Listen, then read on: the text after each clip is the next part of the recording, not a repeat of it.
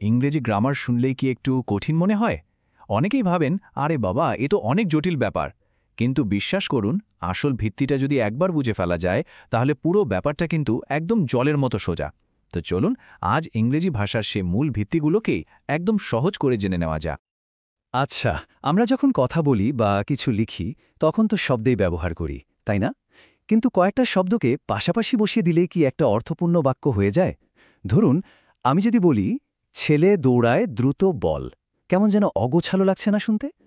এর কারণ হলো শব্দগুলো ঠিকঠাকভাবে নিজেদের কাজটা করছে না। তাহলে আসল প্রশ্নটা হলো, একটা নিখুঁত, সুন্দর বাক্য আসলে কি দিয়ে তৈরি হয়? উত্তরটা হলো এই সংখ্যাটা ৮। হ্যাঁ, একদম ঠিক শুনেছেন। অবাক হচ্ছেন? ইংরেজি ভাষার প্রায় সমস্ত বাক্য, যত কঠিনই হোক না কেন, মাত্র এই ৮ ধরনের শব্দ বা বিল্ডিং ব্লক দিয়েই তৈরি। ভাবা যায়, এই ৮টা ব্লকের রহস্যটা যদি একবার ধরে ফেলা যায়, তাহলে বাক্য গঠন করাটা অনেক অনেক সহজ হয়ে যাবে। এই ৮ রকমের শব্দকেই বলা হয় পার্টস অফ স্পিচ। এদেরকে অনেকটা ভাষার ৮টা মূল ভিত্তি বা বিল্ডিং ব্লকের মতো ভাবতে পারেন। প্রত্যেকটা ব্লকেরই কিন্তু একটা নির্দিষ্ট কাজ আছে। ঠিক যেমন একটা ফুটবল টিমের প্রত্যেক প্লেয়ারের আলাদা আলাদা রোল থাকে, কেউ ডিফেন্ডার, কেউ স্ট্রাইকার। এরাও ঠিক তেমনই। তো এই শব্দগুলো ঠিক কিভাবে কাজ করে? মানে এদের জব রোল বা ভূমিকাটা কি? দেখুন, প্রত্যেকটা শব্দেরই একটা নির্দিষ্ট কাজ আছে। কোনো শব্দ হয়তো নাম বোঝায়, কোনোটা কাজ বোঝায়, আবার কোনোটা কোনো কিছুর বর্ণনা দেয়।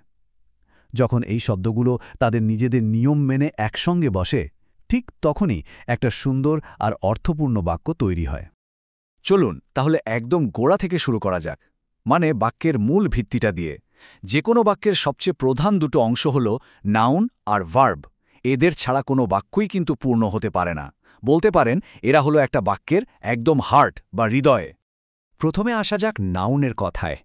নাউন বা নাম জিনিসটা কি? এটা হলো এমন একটা শব্দ যা কোনো ব্যক্তি, প্রাণী, জায়গা, বস্তু, এমনকি কোনো ধারণার নাম বোঝায়। একদম সহজ করে বললে, বাক্যে কে বা কি দিয়ে প্রশ্ন করলে যে উত্তরটা পাওয়া যায়, সেটাই হলো নাউন। যেমন ধরুন, বয়, সিটি, হ্যাপিনেস আর ডগ, এই সবগুলোই কিন্তু নাউন। কেন বলুন তো? কারণ এদের প্রত্যেকটাই কোনো না কোনো কিছুর নাম বোঝাচ্ছে। খুবই সোজা, তাই?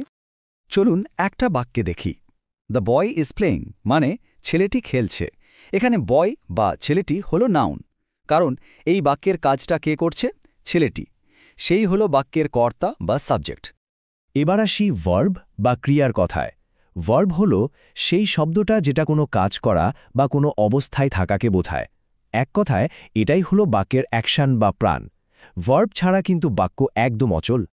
উদাহরণ হিসেবে দেখুন, রান, ইট, রাইট, এগুলো দিয়ে সরাসরি কোনো কাজ করা বোঝাচ্ছে, তাই এদেরকে বলে অ্যাকশন ভার্ব। আবার ধরুন, ইজ বা হ্যাভের মতো শব্দগুলো, এগুলো দিয়ে তো কোনো কাজ বোঝাচ্ছে না, তাই না? এগুলো দিয়ে কোনো অবস্থা বা স্টেট অফ বিইং বোঝানো হয়। দুটোই কিন্তু ভার্ব। এই বাক্যটা দেখুন, I eat rice.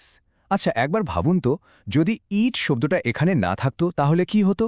I rice, এর কি কোনো মানে দাঁড়ায়? একদমই না।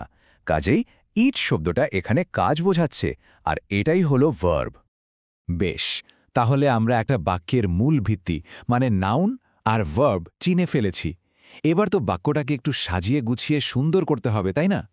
আর এই সাজানোর কাজটাই করে অ্যাডজেক্টিভ আর অ্যাডভার্ব। অ্যাডজেক্টিভ বা বিশেষণ হলো সেই শব্দ যেটা নাউন বা প্রোনাউনকে বর্ণনা করে, মানে নাউনটা সম্পর্কে আমাদের আরও একটু বেশি তথ্য দেয়। যেমন ধরুন, নাউনটা দেখতে কেমন, তার দোষ গুণ কি, সংখ্যায় কতগুলো, এই সব কিছু। যেমন এই বাক্যটাতে, she has a beautiful dress. এখানে ড্রেস হলো নাউন। এখন প্রশ্ন হলো, পোশাকটা কেমন? উত্তরটা হলো সুন্দর বা বিউটিফুল। এই বিউটিফুল শব্দটা ড্রেসটাকে বর্ণনা করছে, আর তাই এটাই হলো অ্যাডজেক্টিভ। এবার আসি অ্যাডভার্ব বা ক্রিয়া বিশেষণে।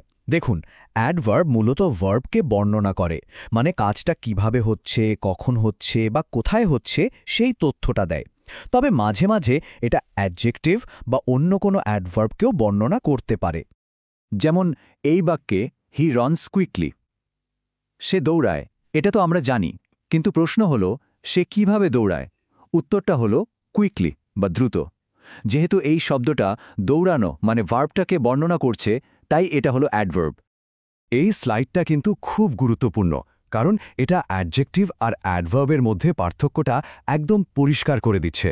সহজ করে মনে রাখার উপায় হল অ্যাডজেক্টিভ বর্ণনা করে নাউনকে, যেমন বিউটিফুল ড্রেসের মধ্যে বিউটিফুল, আর অ্যাডভার্ব বর্ণনা করে ভার্বকে, যেমন রানস কুইকলির মধ্যে কুইকলি। এই পার্থক্যটা মনে রাখতে পারলে কিন্তু অনেক ভুল এড়িয়ে চলা সম্ভব। তো আমরা বাক্যের মূল অংশ চিনেছি, সেটাকে সাজাতেও শিখে গেছি। এবার চলুন বাকি 4টা বিল্ডিং ব্লকের সঙ্গে পরিচিত হওয়া যাক। এরা হলো বাক্যের স্পেশালিস্ট, যারা শব্দগুলোকে জোড়া লাগাতে, সম্পর্ক তৈরি করতে আর আমাদের মনের ভাব প্রকাশ করতে সাহায্য করে। এই 4 জন হলো আমাদের স্পেশালিস্ট টিম। প্রথমে আছে প্রোনাউন, যে কিনা নাউনের বদলে বসে, যেমন শি। এরপর আছে প্রেপোজিশন, যেটা দুটো শব্দের মধ্যে সম্পর্ক দেখায়, যেমন অন। তারপর কনজাংশন, অনেকটা আঠার মতো, শব্দ বা বাক্যকে জুড়ে দেয়, যেমন অ্যান্ড। আর সব শেষে আছে ইন্টারজ্যাকশন, যা দিয়ে আমরা মনের আবেগ প্রকাশ করি, যেমন ওয়াও। চলুন এবার প্রত্যেকটাকে উদাহরণ দিয়ে একদম পরিষ্কার করে বুঝে নিই। প্রথম উদাহরণটা দেখুন, the book is on the table. এখানে বই আর টেবিলের মধ্যে সম্পর্কটা কি? বইটা টেবিলের ওপরে আছে। এই অন শব্দটাই তাদের মধ্যে একটা অবস্থানগত সম্পর্ক তৈরি করছে, তাই এটা হলো প্রেপোজিশন।